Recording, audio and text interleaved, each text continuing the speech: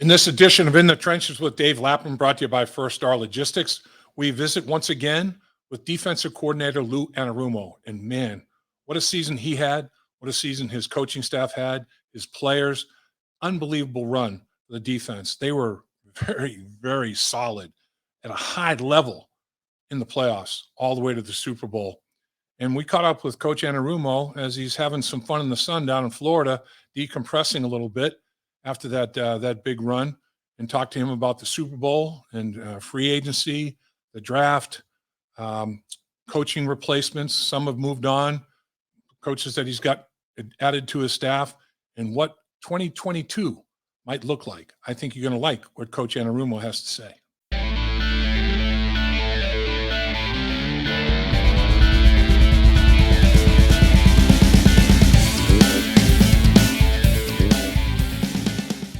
Welcome once again to In the Trenches with Dave Lapham, brought to you by First Star Logistics, and our special guest, defensive coordinator Lou Anarumo, down in Florida, decompressing a little bit, Coach, mentally and physically. How's it going down there in the Sunshine State?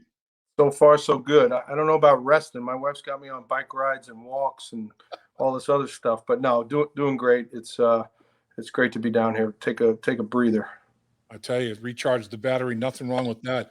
Coach, let's talk about the performance of your defense in the Super Bowl in our first topic. And I know stopping the run, controlling the run was a big deal. Well, my term is suffocation. 43 yards on 23 carries, 1.9 yards per rush. The longest carry of the day was 8 yards. Coach, that's big time. Yeah, it was awesome. We knew in order to give ourselves a chance to win the game, that's where it started and ended. You know, they base everything off of that with their play actions and their nakeds and bootlegs and things. So, you know, like I said, to give us a chance to give our team a chance to win the game, it all started with that. And as I've said all year, it always starts up front with the guys and DJ and his crew and BJ and Sam and Trey and the rest of the guys, you know, allowing Logan and Germaine to fit properly. And then it really never got to the back end guys. Early in the game, Cheeto had a great tackle when the ball bounced out wide. But it was a terrific game by those guys up front for sure, and at each level. And the other thing I know was a big priority was controlling explosives. And they only had 3 plays of over 20 yards. Kupp had one for 22, Henderson out of the backfield for 25, and Beckham had one for 35.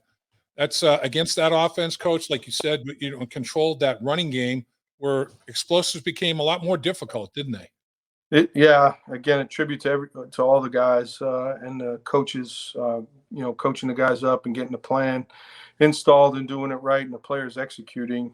You know, normally all those numbers you throw them together, and that equals, along with the 2 takeaways, that equals a victory. But it just we just came up a little bit short.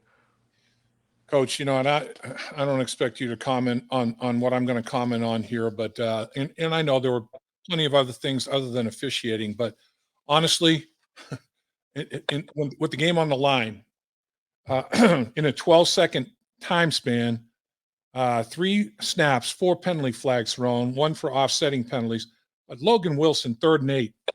Show me where that was a penalty, Coach. I mean, that was just, in my mind, I'm thinking this official is, oh, that's a linebacker. That's the best wide receiver in football. That linebacker can't cover that wide receiver. I think he's looking for stuff.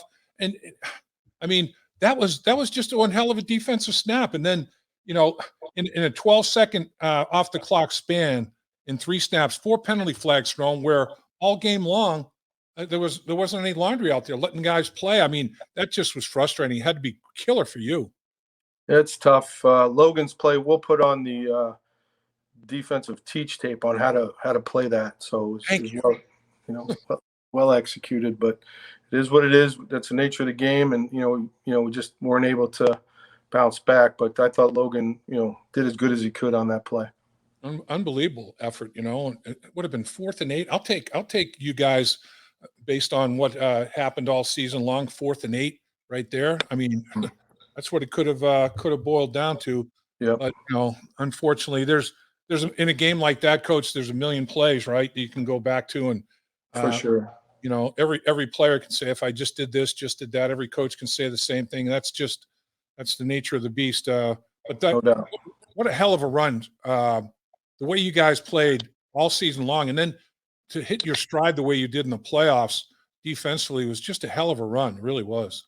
Yeah, proud of everybody, and just it was awesome to be a part of, and setting things up for the future, and I just think I'm just so proud of how everybody worked together, how they played together, and now we're moving on to next year because it's here already. Free agency starts in a couple weeks. Yeah, and longest season in NFL history. Everything's compressed for you now, Yeah. and here comes the combine, in a little over a week. Yep. Is it tough to catch up, Coach? Is it tough playing catch up, or are you good with it?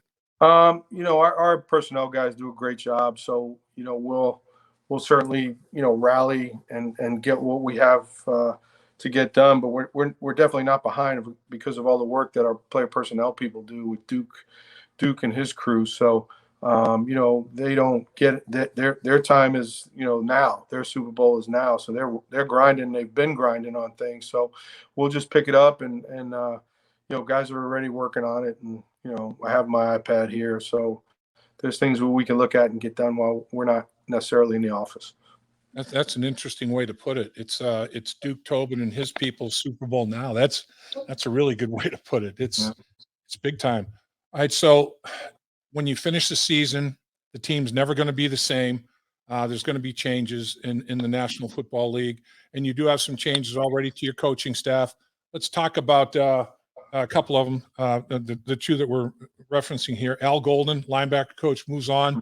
Defensive coordinator at Notre Dame gets a 3-year deal there, and James Bettcher, who you've got some association with already, he was defensive coordinator with the Giants when you were on that staff there, and he was also defensive coordinator at Arizona, as well as other stops in the NFL and collegiate stops. This guy's an experienced guy, isn't he? Yeah, Bettcher's been around the block, and as you mentioned, had a bunch of top 10, top 5 defenses out in Arizona when they were on their run, and then worked with him that year in New York, so that I was there. A veteran guy who's coached the position, was with the 49ers this year, coached the linebackers there. They had an unfortunate incident where one of their coaches had gotten taken ill, and Betch had coached the linebackers, I believe, most of the season. So it was a good get. We're going to miss Al. Al did a phenomenal job for us, but it's a great opportunity for him and his family. Anytime you mention Notre Dame and college football, so he'll do a terrific job there. And but we thank him for everything he did. He did a great job with those guys for sure. And again, but wishing him and his family the best. I thought one of the biggest keys to your defensive success this year was the play of your young linebacker core from year 1 to year 2, and in Pratt's case, year 2 to year 3. I mean, they really developed. They really came along, and the graph seems to be continually going up. So I guess Al Golden hands the baton to Coach Bettcher, and you expect that rise to continue, Coach? Yeah, I think so. Those guys have a great those guys have a great foundation, and again, working with Al and teaching them the ropes. They all came in as rookies, and Germaine was only 1 year into it. So I think you get guys early in their career. You can teach them the right way to do things, and Coach Golden did a great job with that, and those guys will be better players because of it. I know it was a tough decision for him. I mean, Notre Dame, like you said, that's a hard opportunity to pass up. I know he really liked everything about working here in Cincinnati, the players, the coaches, the organization. He liked the whole ball of wax. There's no doubt. And then at the cornerback position, Steve Jackson moves on, and Charles Burks comes to you from the Miami Dolphins. He was on Coach Flores' staff. What can you tell us about Coach Burks? So again, similar like I said with Al, I just want to thank Steve for everything that he did for our guys this year, getting those guys playing the way they did, and he was an integral part of that. And but as you said, we brought on Charles, and I've been knowing Chuck for a little bit and watched the way he coached. Really back to the Senior Bowl a couple of years ago, and know a lot of people down there in Miami, obviously, and I had great things to say about him. Xavier Howard had a lot of great things to say about him, and particularly the coaches and staff members that I know down there. So he's one of those guys that's an up and comer in the business, and has made his mark now with that defense. And we're looking forward to great things from him here with us. That's awesome. Ricardo Allen decides to call it a career, and what a career. A couple of Super Bowl appearances, one with Atlanta and one here in Cincinnati. And I know you think the world of him. He thinks the world of you. Could be a coaching situation in his future. Tell us about Ricardo Allen and his contribution, his impact on the football team. Since the day he got here, he's got that infectious personality where guys just, kind of rally to him, and he's always talking about football, and just a great guy. I'm so happy for him. He's had such a great career, from all the way back at Purdue. Now, like you said, an 8-year, 2-time Super Bowl participant, and great family guy. He's couldn't be happy for him, and he doesn't want to slow down. He wants to jump right into coach. I told him he's nuts. So does he have an opportunity, coach, or is he still exploring? And you guys started your relationship at Purdue, right? Yeah, 100%. I recruited him. Yeah, I don't know what he's going to do. Whether he starts like immediately or not, I don't know. But we'll see. But whatever help he needs, he's got it from me. That's for sure.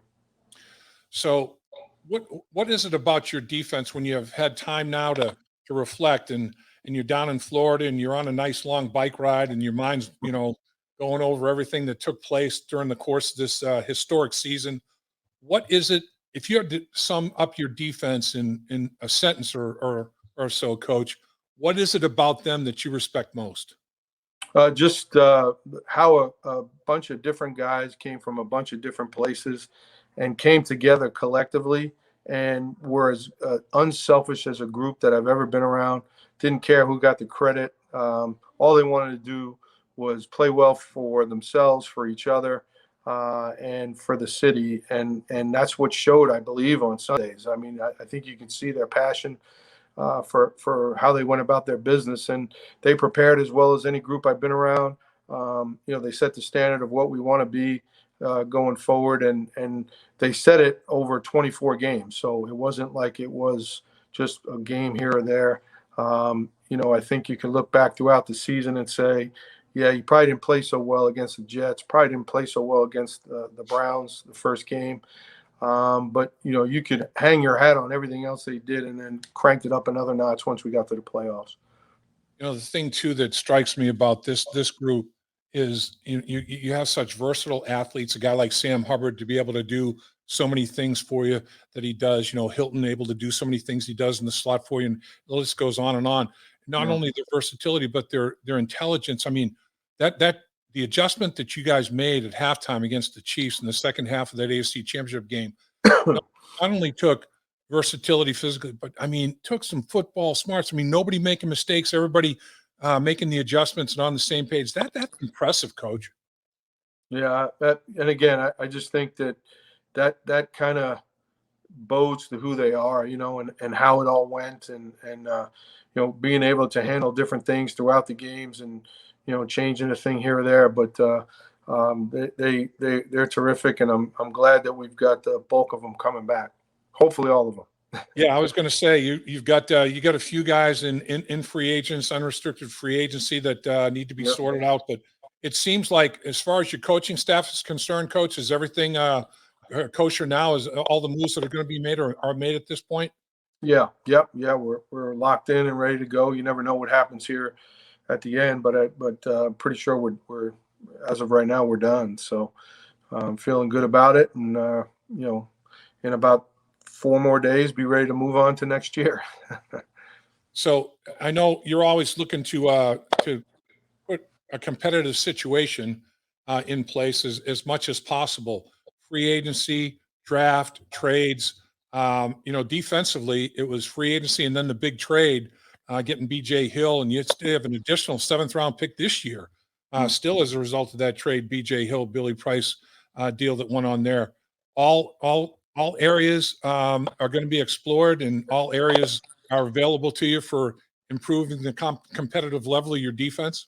Yeah, I think that, as I mentioned before, our organization, starting with Mr. Brown on down, and to Duke and his crew, and then to Zach and us, I just think, they've proven they're willing to do what needs to be done, to put the best foot forward. And, I think it won't be any different this year. We're looking forward to it, and, want our guys back, and want to get the, best team we can put out there, starting next September. And Coach, it's obvious that the first goal always is to win your division. You did that this year, and I think 1-53. I'm not saying that the Rams didn't have a good team. They had some really big 5-star recruit type guys, but I thought 1-53, the depth of the Bengals roster was better than just about almost any team in the NFL. I think Cleveland's depth 1-53 is pretty good. I think this division overall is pretty good that way. So I agree. No rest for the weary, right? No. I think you look at all the young quarterbacks we have in the AFC, and I just think every year it's going to be a battle. There, excuse me. It's going to be tough, but we'll be up to the challenge.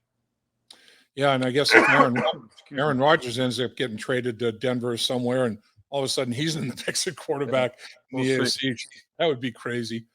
Coach, I can't thank you enough. I appreciate you always jumping on board with us whenever the request. No problem.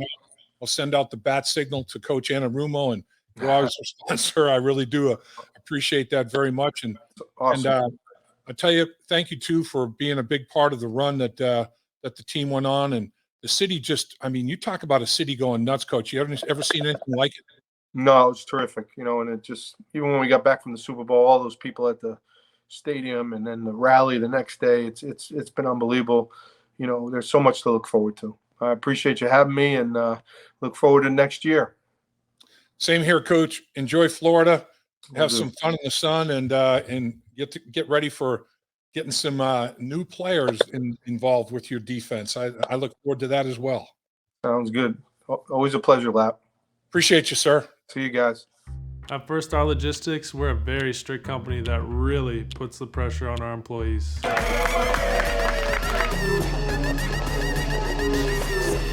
Brakes? What are those? That's what I'm talking about, Icky. Get the body right, then the mind's right. Gotta get that body right. That's right. Yes, sir. Become a star with a chance to earn the highest commission percentages in the industry as a freight broker agent. Check out firststarlogistics.com.